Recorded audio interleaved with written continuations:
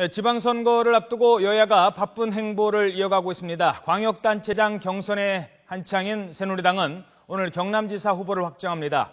또 새정치민주연합은 엄격한 심사를 통해서 현역 기초단체장을 한 20% 정도, 서울시만 해도 기초단체장 20%를 교체할 것으로 알려졌습니다.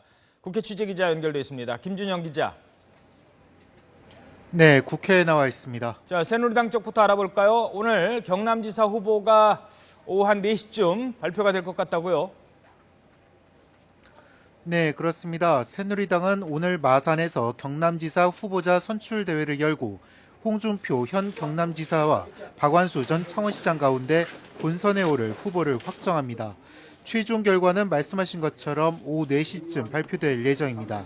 그제와 어제 이틀 동안 진행된 여론조사와 어제 도내 22개 시군 구별 투표소에서 진행된 만여 명의 대의원, 당원, 국민선거인당 투표를 합산한 결과입니다.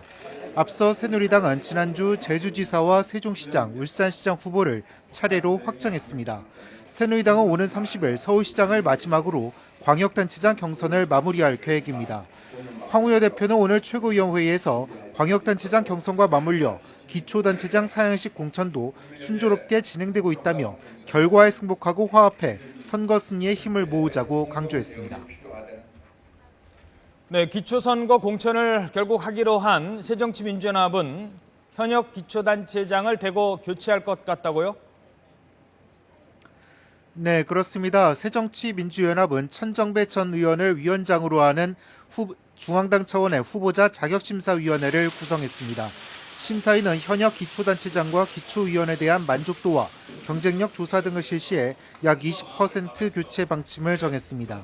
또 뇌물죄와 정치자금법 위반 경력자 등은 공천 대상에서 배제하고 공천 부적격 사유의 본인뿐 아니라 친인척 비리까지 포함하는 등 기준을 크게 강화한 것으로 전해졌습니다.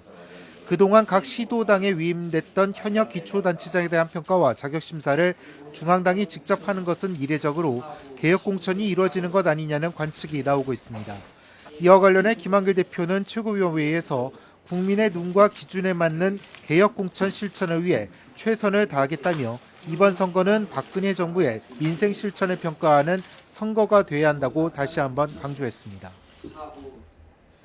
자, 임시국회 얘기 좀 나눠보죠. 4월 임시국회 벌써 절반 정도 일정을 소화했는데요. 오늘부터 각 상임위별로 본격적인 법안 심사에 나선다고요?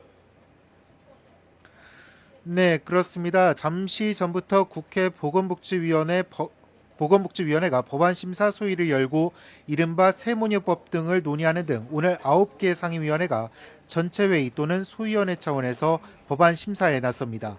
이번 임시국회에서 안건 처리를 위한 본회의는 모레와 24일, 29일 이렇게 세 차례 예정돼 있지만 기초연금법과 방송법 등 쟁점 법안에 대한 여야의 견해차가 워낙 커 상임위 논의 단계부터 법안 처리에 진통이 예상됩니다.